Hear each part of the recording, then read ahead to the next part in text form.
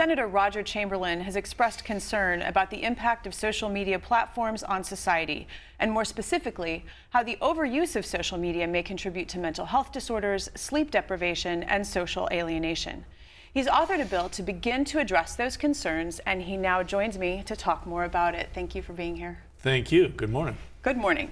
You introduced a bill last session that would require social media platforms like Instagram, YouTube, TikTok, Snapchat to issue warnings about potential downsides. You're taking a different tack this session. Why, and what are you proposing now? Well, a couple things. First, and we might get to this, is that there's a lot of great uses for this technology. We've benefited greatly from it, but there has to be a reasonable level.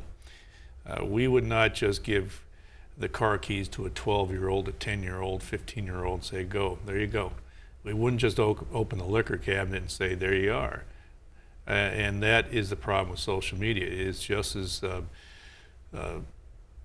problematic as the others in a different way.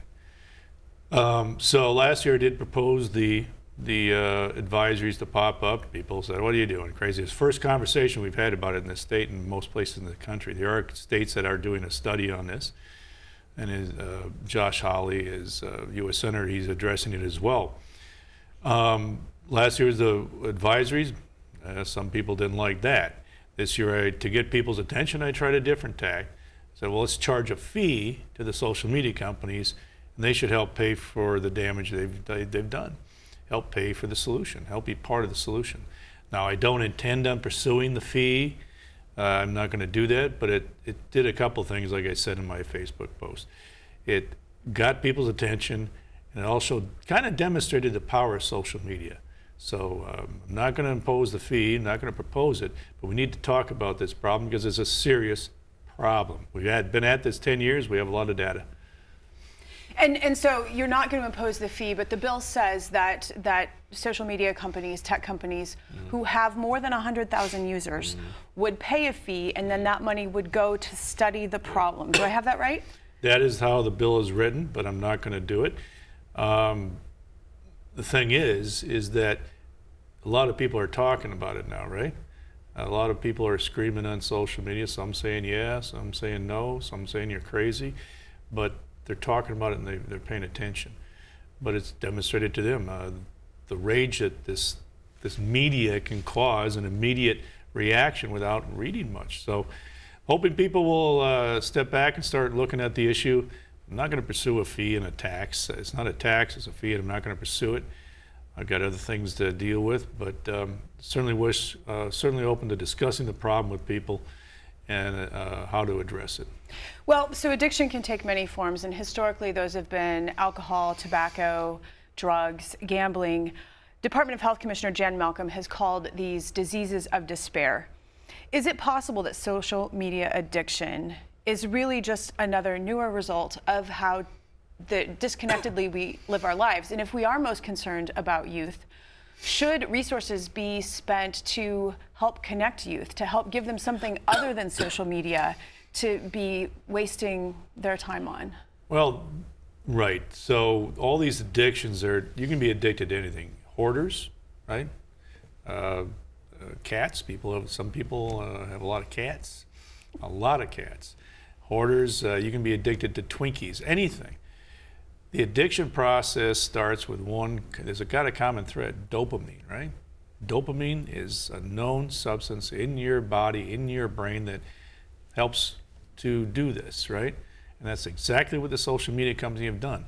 There's a lot of studies out there, a lot of data, a lot of research, and people who worked in the industry have admitted this. They're separate from it now. Center for Humane Tech.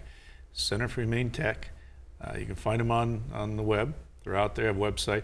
They talk about this. A lot of folks that were former employees and designers and architects, executives said, we got to find a better way to do this because this was designed intentionally to get people addicted and get them coming back. And why?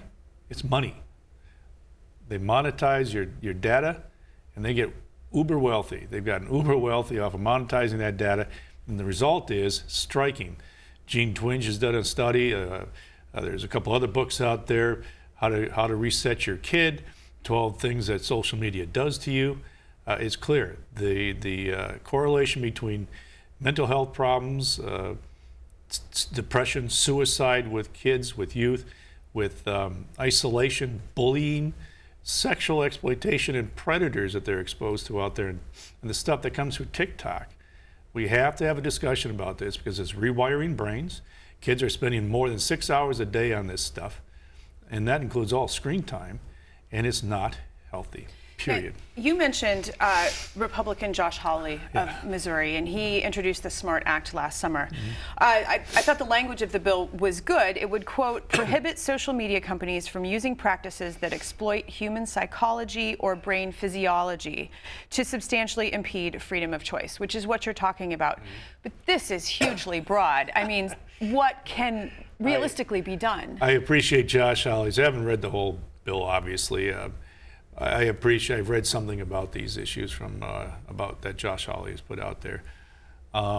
So I appreciate, and a lot of people can appreciate the desire to have the discussion and focus on it. That's great.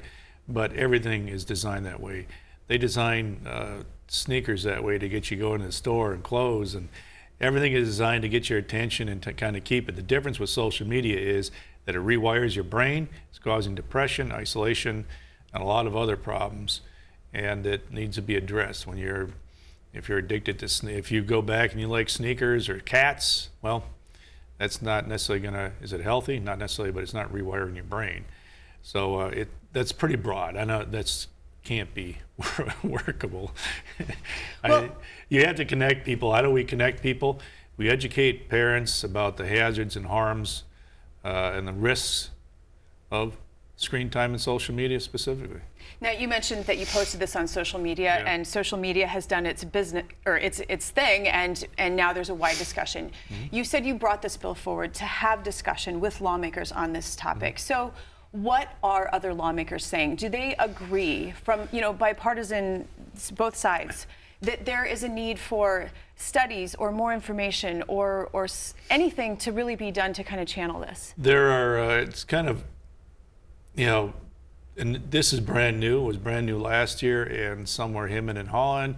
But as time goes on, more people are paying attention to it and reading some of the reports and seeing some of the studies, and they understand the problem outside of legislators. So yes, there is support among legislators to address it. They're aware of it. They want to maybe address it.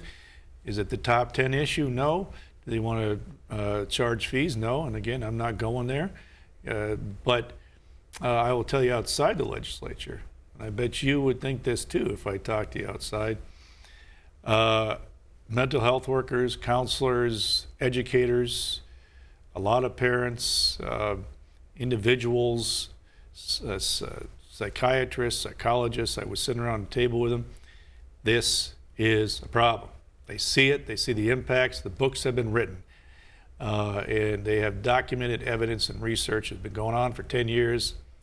The research is there. It's getting better and better and clearer where we're at. So, yes, we have some more people are paying attention to it within the legislature, but a lot of people know that the problem exists because they deal with it every day in the classrooms, at home, all over the place.